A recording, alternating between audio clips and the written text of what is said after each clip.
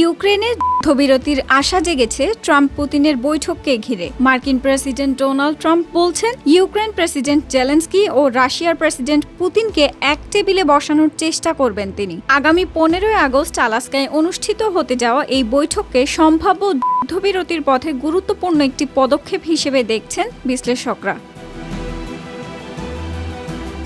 সম্প্রতি এক সংবাদ সম্মেলনে ট্রাম্প বলেন, পুতিনের সঙ্গে তার বৈঠকের পর জেলেনস্কি ও পুতিনের মধ্যে অথবা তিনজনের মধ্যেই আলোচনা হবে। তিনি জানান, পুতিনের সঙ্গে বৈঠকে ন্যায্য প্রস্তাব এলে যুদ্ধবিরতির পথ খোঁজা হবে, না হলে লড়াই অব্যাহত থাকবে। শান্তি চুক্তির অংশ হিসেবে ইউক্রেনের কিছু অঞ্চল রাশিয়ার নিয়ন্ত্রণে থাকতে পারে বলেও ইঙ্গিত দেন তিনি।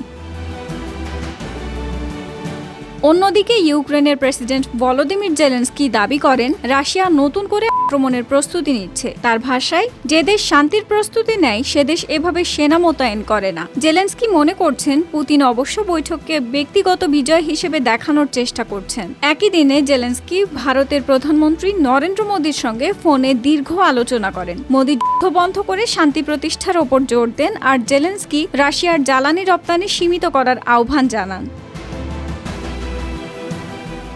রাশিয়া ইউক্রেন যুদ্ধক্ষেত্রের পরিস্থিতি ক্রমেই জটিল হচ্ছে। রাশিয়া দোনেৎস্কে নতুন একটি বসতি দখলের দাবি করেছে, যেখানে ইউক্রেন একদিনে রুশ বাহিনীর সঙ্গে 137 বার সংঘর্ষে জড়িয়েছে। এছাড়া কিয়েভ আর্জামাসে রাশিয়ার সামরিক শিল্পকেন্দ্র ড্রোন হামলা চালিয়েছে। বিশ্ব নেতারা এখন এই বৈঠকের দিকে তাকিয়ে আছেন, যা ইউক্রেন যুদ্ধে নতুন মোড় আনতে পারে।